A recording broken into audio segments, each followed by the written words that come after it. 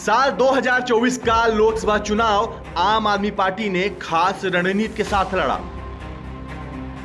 रणनीति ये थी कि कुछ राज्यों में इंडिया गठबंधन के साथ मिलकर चुनाव लड़ा जाएगा और कुछ सीटों पर अकेले अपने दम पर चुनाव लड़ेंगे।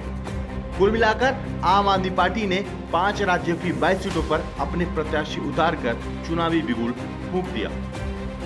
प्रचार प्रसार के दौरान सभी 22 सीटों पर आम आदमी पार्टी के पक्ष में खूब माहौल भी देखने को मिला, लेकिन जब 4 जून को नतीजे आए तब आम आदमी पार्टी के प्रमुख अरविंद केजरीवाल को भी यकीन नहीं हुआ होगा कि चुनावी रैलियों में आपके पक्ष में जो माहौल दिख रहा था उसका रिजल्ट इतना खराब होगा।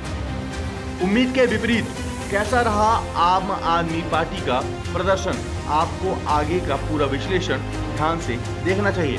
सबसे पहले तो आम आदमी पार्टी ने दिल्ली में इंडिया गठबंधन के साथ 4 सीटों पर चुनाव लड़ा, लेकिन पंजाब की सभी 13 सीटों पर अकेले ही चुनाव लड़ने की रणनीति अपनाई।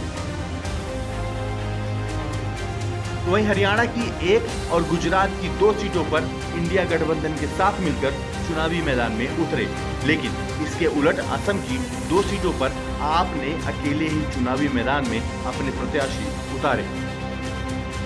अब इन सभी 22 सीटों पर पार्टी की परफॉर्मेंस की बात की जाए तो गठबंधन के साथ मिलने के बावजूद दिल्ली की सभी 4 सीटों पर बड़े मार्जिन से आम आदमी पार्टी चुनाव हार गई।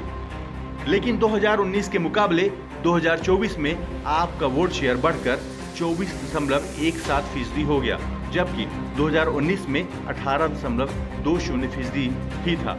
पार्टी भले ही सीट हारी, लेकिन 6% से ज्यादा मतों में बढ़ोतरी हुई। इसके साथ ही पंजाब में सभी सीटों पर दबदबा होने के बावजूद होशियारपुर, आनंदपुर साहिब और संगरूर की 3 सीटों के अलावा पार्टी पर मतदाताओं ने विश्वास नहीं किया। इतना ही नहीं, पंजाब में आपकी सरकार होने के बावजूद पूरे राज्य भर में महज 26.30% ही मत प्राप्त हुए, जिसमें से 6 सीटों पर आपके प्रत्याशी टक्कर देते हुए दूसरे नंबर पर बने रहे, लेकिन 4 सीटों पर हालत इतनी खराब रही कि तीसरे पायदान पर पार्टी घिसटती हुई नजर आई। आगामी विधानसभा चुनाव में आप हरियाणा में सरकार बनाने का दावा कर रही है, लेकिन वहां की इकलौती सीट कुरुक्षेत्र में आम आदमी पार्टी के प्रत्याशी सुशील गुप्ता आम चुनाव में 29,000 मतों से हार गए। इसके अलावा गुजरात के भावनगर और भरूच से भी आम आदमी पार्टी को बुरी तरह से हार का मुंह देखना पड़ा। और तो और असम की 2 सीट डिब्रूगढ़ और सोनितपुर में भी आपको हार ही हाथ लगी। तो ये रहा आम आदमी पार्टी के 2024 लोकसभा चुनाव की 22 सीटों का विश्लेषण, जो पार्टी के परफॉर्मेंस के हिसाब से बिल्कुल भी ठीक नहीं रहा, खासतौर पर दिल्ली और पंजाब का, जहां पर दोनों ही राज्यों में आपकी सरकार होने के बावजूद भी सभी 17 सीटों पर महज 3 सीटें ही पार्टी के खाते में आईं, जो कि पार्टी की घटती लोकप्रियता की तरफ इशारा कर रहा है।